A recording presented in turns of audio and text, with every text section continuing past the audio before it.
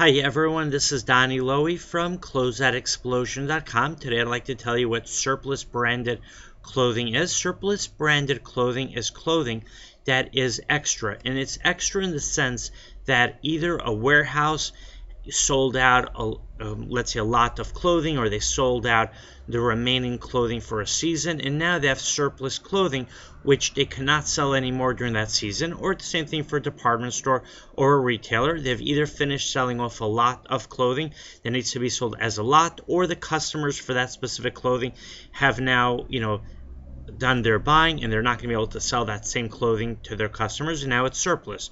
You also have surplus when there is let's say an odd number of clothing. For example, let's say a wholesaler such as myself buys 1,325 dresses, and I sell the clothing in lots of 100. So after I'm done selling the clothing, I'm going to have 25 extra dresses.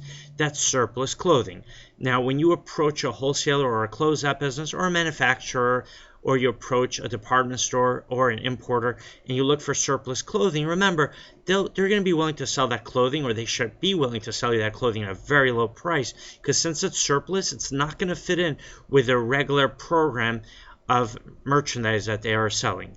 All right, my website is closeoutexplosion.com.